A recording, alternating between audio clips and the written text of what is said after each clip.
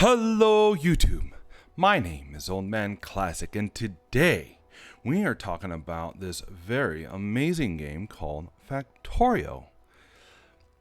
I have not found a game so exciting, so intriguing, so beautiful as Factorio since the Civilization series. And the saying in the Civilization series goes, one more turn.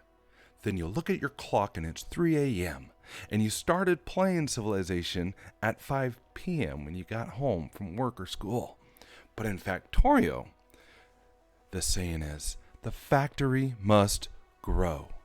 And you look at the clock and you remember you don't have a clock because people have cell phones today. And you see all the missed phone calls, all the missed job offers, all the ladies trying to call you to hang out that you missed out on because you were building this glorious factory on your computer. And all the while, jacking up the electricity bill as your CPU and GPU fans are running full throttle trying to calculate all the robots that are flying around trying to do your bidding. These glorious robots. But you then realize it was just your mom texting you hello, and no girls are calling, no job offers, because you're too busy playing Factorio. But that's okay. Why? Because the factory must grow. That's why. The sacrifices we make. But, so here we are, my glorious Megabase in a book design, inspired by Nilaus' series, Megabase in a book. All the city block designs are pretty much his, and any contributions to different city blocks designs that I've made or changed was using his masterclass blueprints. So let's take a look at my glorious Megabase. Here it is in all of its glory and all the robots flying around doing my bidding. All right. And one first thing I'd like to talk about is our solar power. Last time, the very first video that I did on YouTube, I talked about solar power, and thank you to the commenters who commented on the ratios of the solar power, how it's not a 2-to-1 ratio. It completely makes sense now. So I made a little changes. I kept the city block design of the solar power, again, Nilaus' design, and instead of having it 50 tall and 10 wide, which I thought was over 10 gigawatts of power, was not. So I increased it to 60 city blocks tall and 12 city blocks wide. And that's going to give me probably a little over 12 gigawatts of power, minus whatever railroads I have running through it.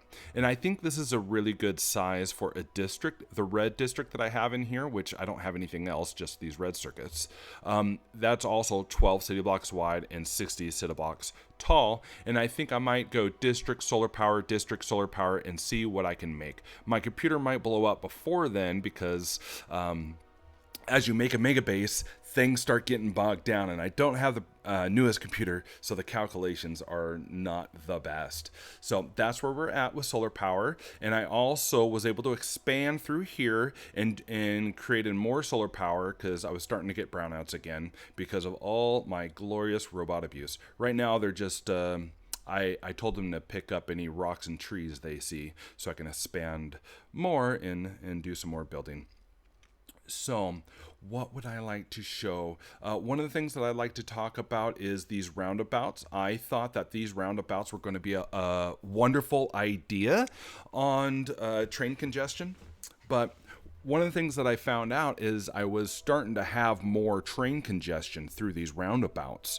I saw another video talking about these roundabouts. Here, we can exit here.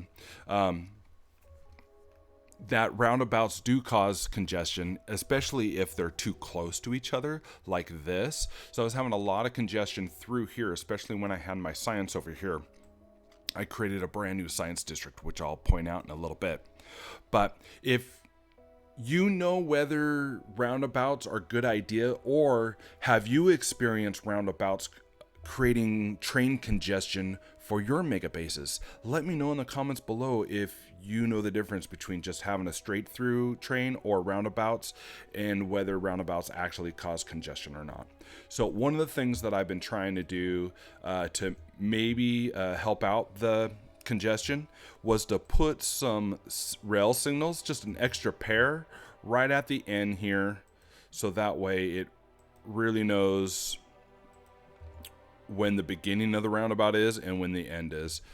I was just having a chain signal and then a rail signal as you exit, but I'm starting to put these in to make it so trains can, as soon as a train gets into the roundabout, another train can pull all the way up to here without having as much. I don't know if that's going to fix the congestion. I think the best way to fix the congestion is probably just having an intersection and then a straightaway and then another intersection before I have another one.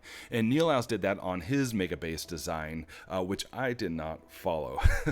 So if you know the difference, please leave a comment. I would love to know what other people have experience with. Now, let's talk about my science real quick, because we are in my science district. This is where I had all my purple science, yellow, blue, green, red, and I mirrored it. So this would have done 2,500 science. With mirrored, it does about 5K of science.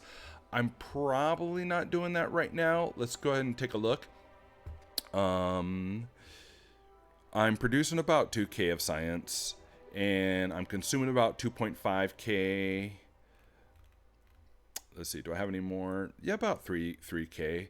I think as things start to get less congested and I have these trains running more efficiently, it'll probably get up to 5K with this design. My goal is 10K. I'm going to try to do this base until I get about 10K of science. That'd be a lot of fun.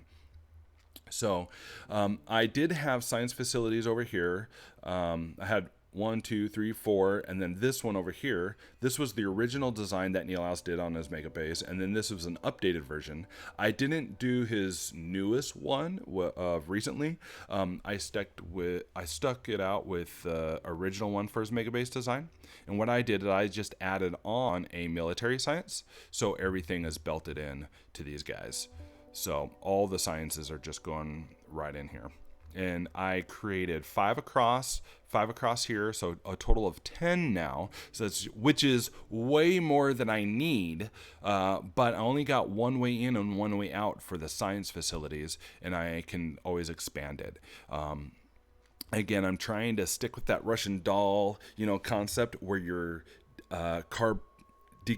decompartmentalizing, I don't know, I said that word, destructuring your base and creating certain districts so you could separate the concerns, so you can help out eliminate the train traffic. Because at the end of the day, the train traffic is a big limiter of how much you could grow and how much you can build and how much science output you can do.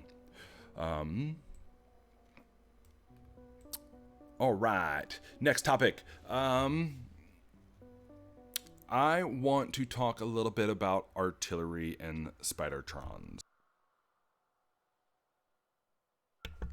I expanded my artillery in order to clear out the biters, and I was just having these little artillery bases where I'd have buffer chest, I'd have trains come in to these train stops and unload artillery shells into the active provider chest, and then the robots would fly them over to the artillery shell buffer chest. I also use the same stops for landfill, and the robots would deliver the artillery to the buffer chest and the requester chest for the artillery cannons. Now, these cannons hold about 5 artillery shells in them when they're automatically being loaded up, or 15 artillery shells if you manually load them. That's the max amount these can hold. And for some reason, a big newbie mistake on my part, I thought that the artillery trains held the same amount of artillery cannon shells as these stationary artillery turrets. Boy, was I wrong about that. If you played this game for more than a year, you probably have experimented with artillery trains before, and you know how many artillery shells those hold. Well, to my surprise, let's see if I can find a artillery train. No, not over here. Oh, I know how to find it. There we are. There it is. To my surprise, these artillery trains hold 100 artillery shell cannons. That's huge. To give you an example, and if you haven't used artillery cannon trains before, regular cargo trains have 40 cargo slots. And when you're transporting something like iron plates that can stack up to 100 items per stack, you can get 4,000 items in a cargo wagon. But artillery shell cannons can only take up one spot in a cargo wagon, or even a box, like a steel box or a logistic box. So a cargo wagon can only hold 40 artillery shells each.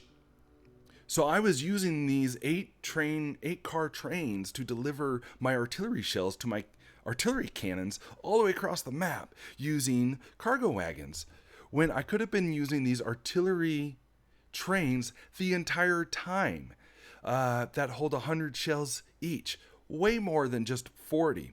And also the added benefit that these artillery trains can fire directly from the trains themselves, so you don't need the stationary artillery cannons.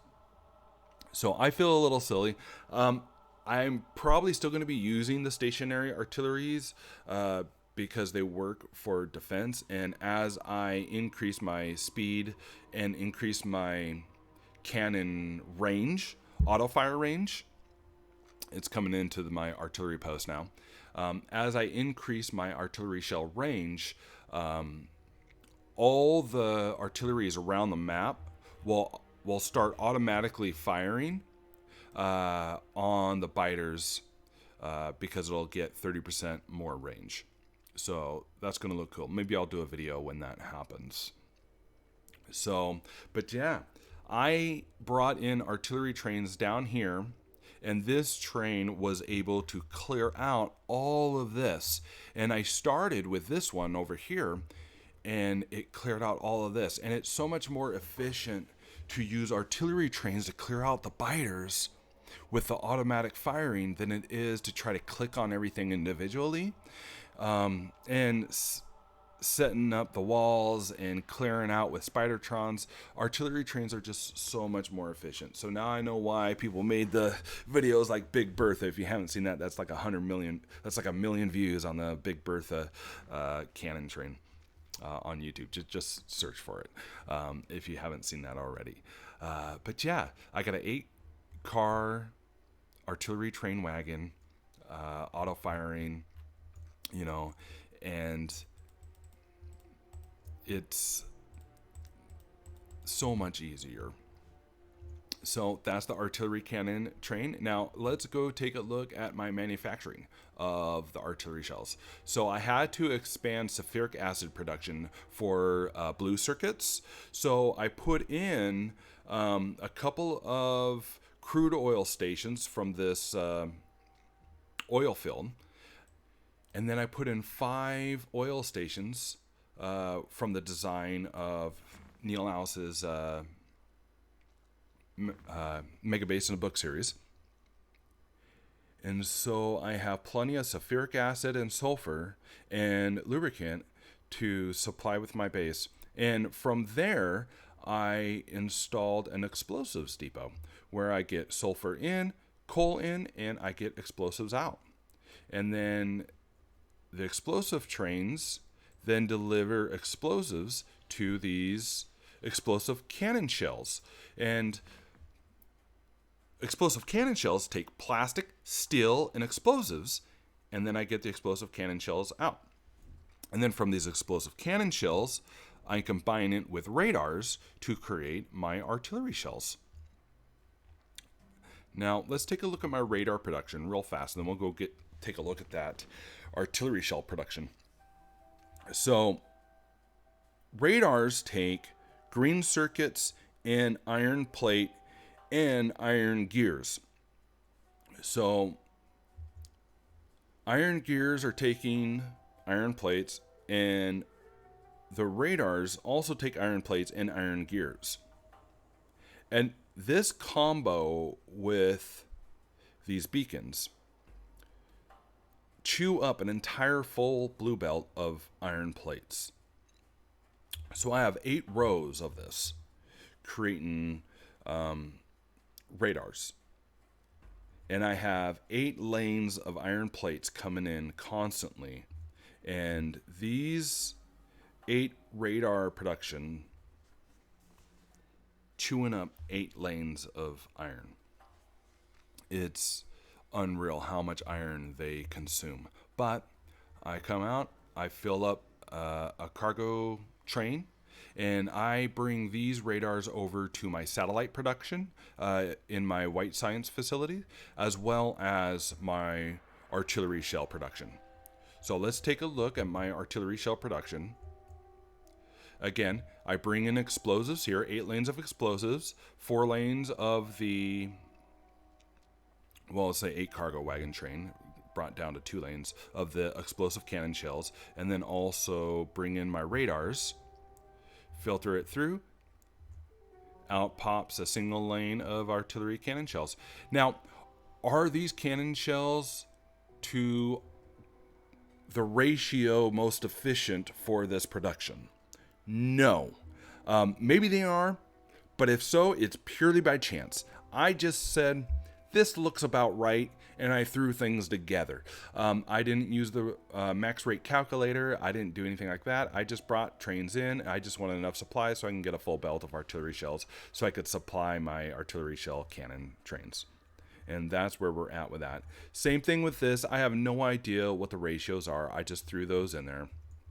And then this, obviously, you can only do 1 radar production per lane of iron, because it just takes an entire full belt of iron.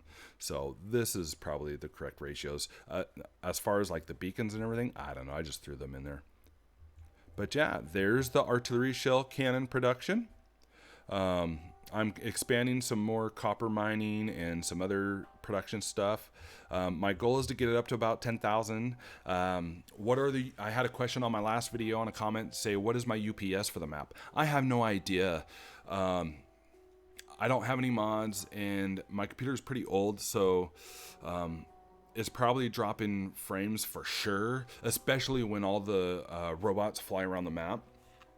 And when artillery extended range finishes, my computer takes a huge hit. So that's where we're at.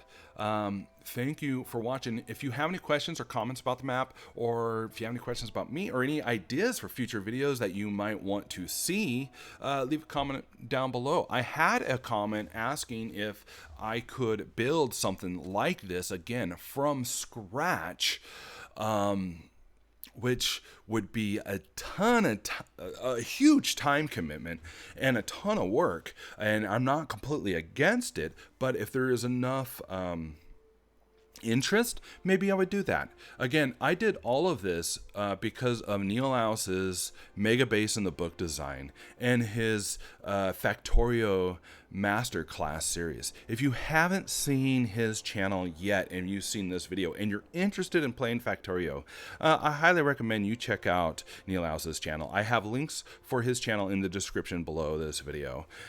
So go check that out. This is a very, very fun game. It really makes you feel like you're an engineer. It really makes you feel like everything is either going to succeed or fail based on your effort and your designs. And things will either work or they won't. But when they work, they work. And some things get very complicated because every single piece, you can hand place every single piece in this game, every single inserter, every single wire that you connect the electricity together. Everything is so intricate. I've seen YouTube videos where people put lights on the map, and did these computers in the game to create a display in a running computer inside the game Factorio. This game is so complicated. It could be as simple as you want to make it and as complicated as you want to make it. And that's why I find this game so fascinating. Feel free to leave your favorite comments, your favorite experiences with this Factorio game down in the comments below if you like. And thank you for watching. Again, if you have any suggestions for future YouTube videos, let me know. And thank you to everybody that commented on the last video. It really encouraged me to make this follow-up video of the update of My Megabase. And yeah, all the comments were pretty positive, and I appreciate that. All right, well, I think this is going to be it. So thank you guys for watching. Have an amazing day, and take care.